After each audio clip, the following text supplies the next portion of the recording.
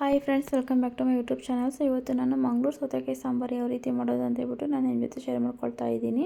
So Mangaluru ಸ್ಟೈಲಲ್ಲಿ ನಾನು ನಿಮಗೆ ತೋರಿಸ್ತಾ ಇದ್ದೀನಿ ನೋಡಿ. ನೆಕ್ಸ್ಟ್ ನಾನಿಲ್ಲಿ ಒಂದು ಕುಕ್ಕರ್ನ ತೊಗೊಂಡಿದ್ದೀನಿ ಅಲ್ವಾ. ಸೊ ಇದಕ್ಕೆ ನಾನು ಒಂದು 1/4 ಕಪ್ಪಷ್ಟು ತೊಗರಿಬೇಳೆನ ಹಾಕ್ಕೊಳ್ತಾ ಇದ್ದೀನಿ. ನೀವು ಬೇಕಂದರೆ ಹೆಸರು ಬೇಳೆನ ಯೂಸ್ ಮಾಡ್ಕೊಳ್ಬೋದು. ನೆಕ್ಸ್ಟ್ ಇದನ್ನು ನಾವು ಚೆನ್ನಾಗಿ ವಾಶ್ ಮಾಡ್ಕೊಳ್ಳೋಣ ಒಂದು 2 ಸಲ.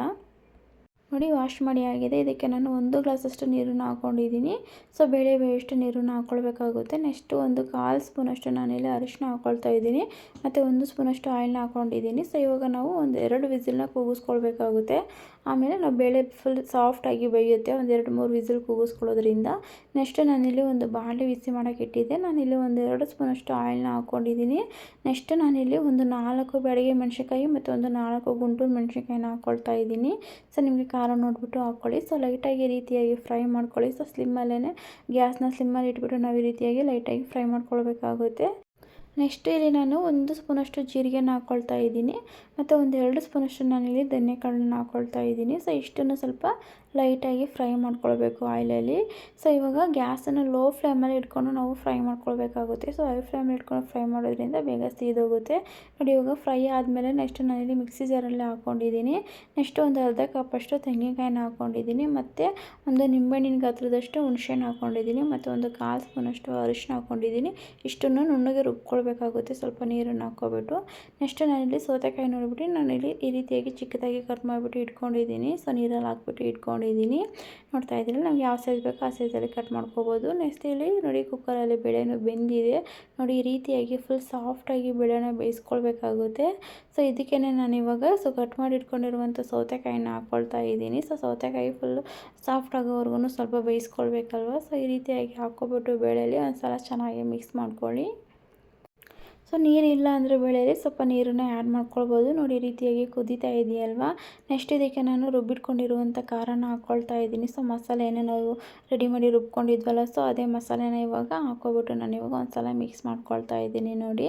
ಸೊ ಈ ರೀತಿಯಾಗಿ ಮಿಕ್ಸ್ ಮಾಡಿ ಆದಮೇಲೆ ನೆಕ್ಸ್ಟ್ ನಾನು ಅದೇ ಮಿಕ್ಸಿ ಜಾರಿಗೇ ಸ್ವಲ್ಪ ನೀರನ್ನು ಹಾಕ್ಕೊಬಿಟ್ಟು ನಾನು ಮತ್ತು ಅದೇ ನೀರನ್ನು ಹಾಕ್ಕೊಳ್ತಾ ಇದ್ದೀನಿ ನೋಡಿ, ಈ ರೀತಿಯಾಗಿ.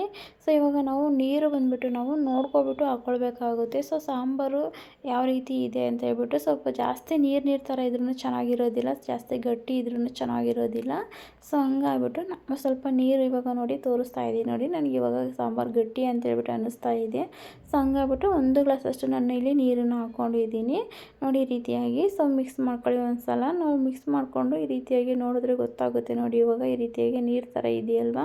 ಸೊ ಇದನ್ನು ಸ್ವಲ್ಪ ಗಟ್ಟಿಯಾಗುತ್ತೆ, ಯಾಕಂದರೆ ನಾವು ಸೌತೆಕಾಯಿ ಎಲ್ಲ ಸ್ವಲ್ಪ ಬೇಯಿಸ್ಕೋಬೇಕಲ್ವ ನೀರಲ್ಲಿ, ಹಾಗಾಗಿ ಸ್ವಲ್ಪ ನೀರನ್ನು ಜಾಸ್ತಿ ಹಾಕ್ಕೊಂಡಿದ್ದೀನಿ ನಾನು. ನೆಕ್ಸ್ಟ್ ಇದಕ್ಕೆ ನಾನು ರುಚಿಗೆ ತಕ್ಕಷ್ಟು ಉಪ್ಪನ್ನು ಹಾಕ್ಕೊಳ್ತಾ ಇದ್ದೀನಿ.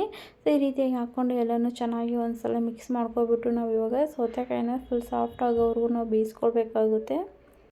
ಒಂದು 4ರಿಂದ 5 ನಿಮಿಷ ನಾವು ಬೇಯಿಸ್ಕೊಂಡ್ರೆ ಸೌತೆಕಾಯಿ ಫುಲ್ ಸಾಫ್ಟ್ ಆಗುತ್ತೆ ನೋಡಿ. ನಾನು ಫೈನಲಾಗಿ ಸಾಫ್ಟ್ ಆದಮೇಲೆ ತೋರಿಸ್ತಾ ಇದ್ದೀನಿ ನೋಡಿ, ನಾನು 5 ನಿಮಿಷ ಬಿಟ್ಟು. ಸೊ ಸೌತೆಕಾಯಿ ಎಲ್ಲ ಫುಲ್ ಸಾಫ್ಟಾಗಿ ಬೆಂದಿದೆ. ಸೊ ಈ ರೀತಿಯಾಗಿ ಬೇಯಿಸ್ಕೊಳ್ಬೇಕಾಗುತ್ತೆ. ನೆಕ್ಸ್ಟ್ ನಾನಿಲ್ಲಿ ಇದಕ್ಕೆ 1 ಸ್ಪೂನಷ್ಟು ನಾನು ಬೆಲ್ಲನ ಹಾಕ್ಕೊಳ್ತಾ ಇದ್ದೀನಿ. ಸೊ ನೀವು ಬೆಲ್ಲ ಬೇಡ ಅಂದರೆ ಸ್ಕಿಪ್ ಮಾಡ್ಬೋದು. ಸೊ ನಾನು 1 ಸ್ಪೂನಷ್ಟು ಬೆಲ್ಲನ ಹಾಕ್ಕೊಂಡಿದ್ದೀನಿ. ಸೊ ಹಾಕ್ಕೊಬಿಟ್ಟು ಒಂದು ಸಲ ಚೆನ್ನಾಗಿ ರೀತಿಯಾಗಿ ಮಿಕ್ಸ್ ಮಾಡ್ಕೊಳ್ಳಿ.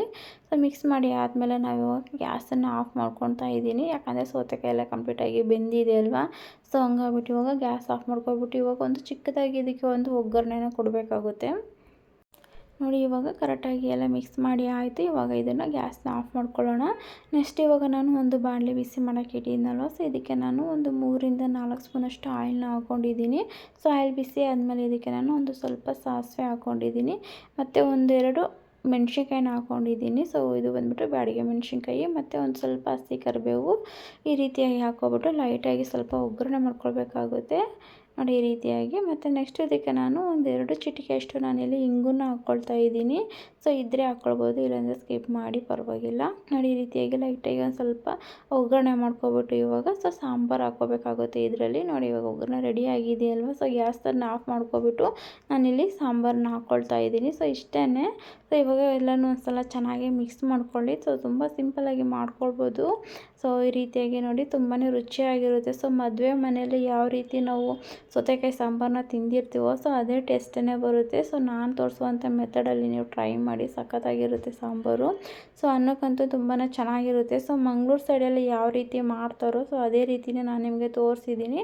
ತುಂಬ ರುಚಿಯಾಗಿರುತ್ತೆ. ಓಕೆ, ನಿಮ್ಗೆ ವಿಡಿಯೋ ಇಷ್ಟ ಆಗಿದೆ ಅಂದ್ಕೊಳ್ತೀನಿ. ಇಷ್ಟ ಆಗಿದ್ರೆ ಲೈಕ್ ಮಾಡಿ, ಶೇರ್ ಮಾಡಿ, ಕಮೆಂಟ್ ಮಾಡಿ.